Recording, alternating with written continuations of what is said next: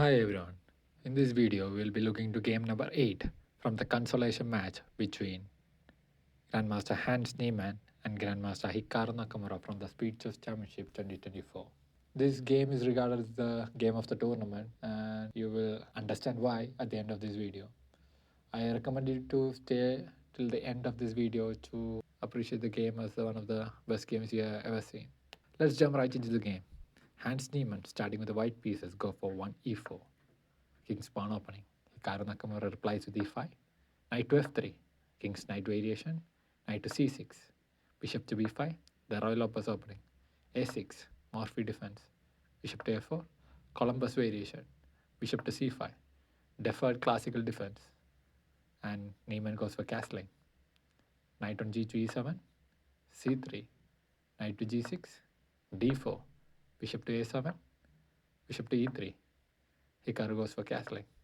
Knight on b to d2, d6, rook to e1, king to h8, h3, f6, bishop to c2, knight on c to e7, knight to f1, c6, knight to g3, bishop to e6, queen to d2, queen to c7, h4, rook on f to d8, h5, knight to f8, knight to h4, d5, h6, g5. If you look at the position now, after 19 moves, Niemann is having an advantage of plus 1.9. And after this blunder by Hikaru, here Niemann will play the first of the 3 brilliant moves he will play in this match. And it begins with a bishop sacrifice, giving up a bishop. Bishop takes on g5, f takes on g5, queen takes on g5. So at the end of the trade, he traded up a bishop for 2 of the Hikaru's castle pawns. And Hikaru continues with knight on e to g6, queen to f6 with check, king to g8, knight takes on g6, h takes on g6. That was not the best continuation for Niemann, and he has given away his advantage. And the match is again back to balance, and Niemann continues with e takes on d5, bishop takes on d5, rook takes on e5. So he's bringing another attacker to the Hikaru's king side, queen to f7. Asking for a trade, Niemann declines. Hikaru continues with knight to e6. Now again Niemann is having a winning advantage of plus 2.7. And here comes the second brilliant move of the match, which is earlier he has sacrificed bishop. Now he is giving up a rook for the knight. And Hikaru accepts it. Niemann continues with bishop to f5, attacking the queen here. Here the pawn is pinned and pawn cannot capture the bishop. And queen cannot capture the bishop because bishop is guarded by both the queen and the knight. So queen is forced to move and queen moves to d6. Bishop takes on g6. Now Niemann is threatening a discovery attack on Hikaru, and Hikaru's king has to move and king moves to h8. Knight to f5. Now he is bringing more pieces to Hikaru's exposed king and try to mate it. Queen to f8. Desperate attempt from Hikaru for defense. Rook to e1. Already he have 4 pieces on the exposed king of Hikaru, and he's bringing the 5th one. And Hikaru tried to defend with the rook to d7.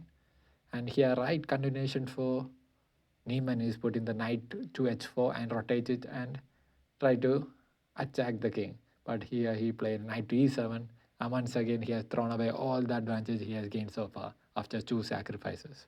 So here the move that defends the game for Hikaru is rook to d6, blocking all sorts of mating ideas of Niemann. But instead he will play bishop to b8, which is a blunder, and now Niemann is winning again. The idea of Hikaru's bishop to b8 is that to prevent Niemann's rook to join the action. So there is no square for rook to lift up. So e5 square is covered and e6 square is also covered by the bishops. So there is no way he can lift the rook in that direction. But here Niemann will go for knight takes on d5. And here Hikaru will play another mistake, which is rook takes on d5. And here this is a last nail in the coffin. Now there is a forced mate in 3 moves for Hans Niemann. I want you to pause this video for a moment and try to find out the forced mate for Hans Niemann. Kudos if you are able to figure out the forced mate in 3 moves for Hans Niemann. It begins with queen to f6 with check, a queen sacrifice. The queen is guarded by no pieces, and queen can be easily captured again by the Hikaru's queen, but this will end in mate in 2 moves anyway. So it was in this position after 34 moves. Hikaru Nakamura resigns the game to Hans Niemann. Best continuation for Hikaru is capturing the queen with the queen. But if he did that, then Niemann will play rook to e8 with check, and once the queen moves back to f8, it will be rook takes on f8, checkmate. Recapturing the queen will end in mate in 2, and the other possible moves are blocking the check with the queen to g7, and that will also end in mate in 1. That will not also work. And the other remaining moves are king to g8, but that will also end in mate, which was one of the brilliant chess games that I have ever seen. And this was played by Hans Niemann against Hikaru Nakamura. And this game is considered as the game of the tournament.